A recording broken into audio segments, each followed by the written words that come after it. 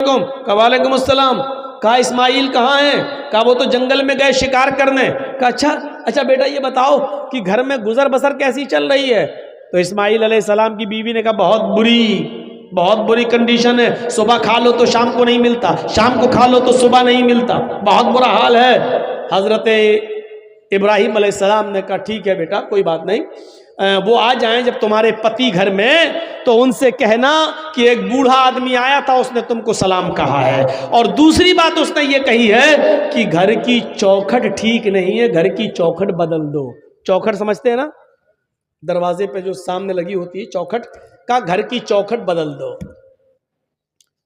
इस्माइल की बीवी कहती बुढ़ा सटिया गया, घर की चौखट तो ठीक है।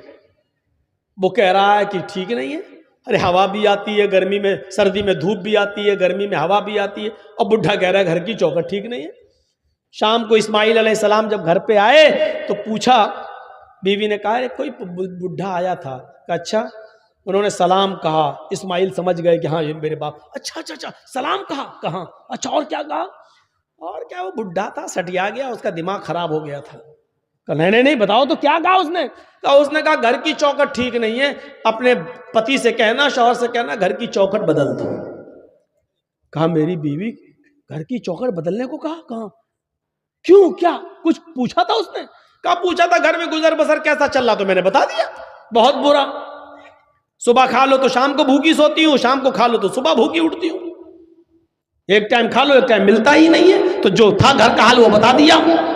कहा मेरी बीवी वो बुढ़ा मेरा बाप था और तुमने ये कहकर नाशुक्री कर दी। तुम्हें ये कहना चाहिए था कि मैं जिस हाल में हूं अल्लाह का हर हाल में शुक्र अदा करना चाहिए था, और कहना चाहिए था कि हर हाल में अल्लाह का शुक्र है, जैसा भी उसने रखा है हर हाल में मैं अल्लाह की शुक्रगुजार हूं, ये कहना चाहिए था। लेकिन तुमने ये जुमला कहकर मेरे बाप को बहका दिया, वो समझ गए कि तुम नाशुक्री हो।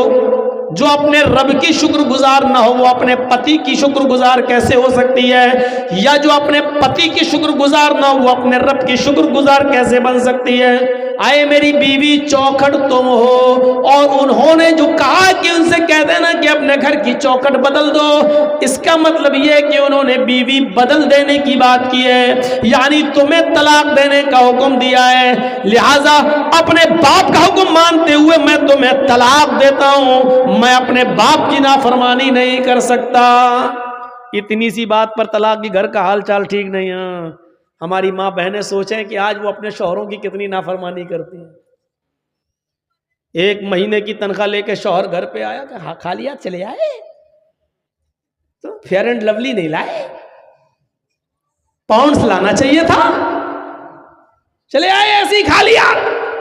और शौहर पूरी जिंदगी बेचारा कमा कमा कर खिलाता रहे, एक दिन बेचारी को टाइम से खाना ना मिले, या एक दिन टाइम से उसका मेकअप का सामान ना आए। अच्छा पड़ोसी की शादी में ऐसे जाओगे हैं? हम ही चुड़ैल लगेंगे। तुमने क्या किया बताइए? हमारी सहेली की शादी है और हम ऐसे जाएंगे? जब से आई हूं तुम्हारे घर में परेशान हूं।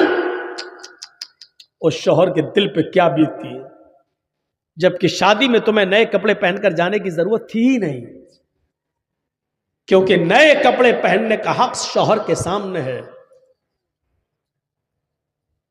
ये औरतों की पता नहीं कौन सी आदत है, नए कपड़े और अच्छे कपड़े घर में रखे रहेंगे, घर में वो भंगन बनकर रहेंगी। कभी जाओ घर में, सुबह से शाम तक नौकरी करो और ऑफिस से घर वापस जाओ तो देखो किचन में घुसी हुई है, सलवार घुसी हुई है, बर्तन मांज रही है, करीब जाओ तो पसीने की बदबू आ रही है।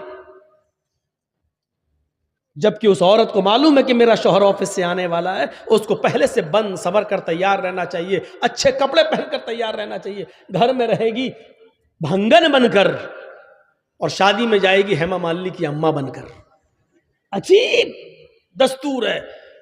शौहर ला रहा है, कमा रहा शौहर, और देख रहे पड़ोसी, देख रहे गांव वाले, देख रहे मोहल्ले वाले। ये अजीब सिस्टम है, अजीब सिस्टम। हमारी मां बहनों को इस सिस्टम को बदलना पड़ेगा, इस सिस्टम को बदलना पड़ेगा। सीखना पड़ेगा हजरत उम्मे सुलैम से। हजरत अबू तलहा का बेटा, ए बेटा क्या हो गया?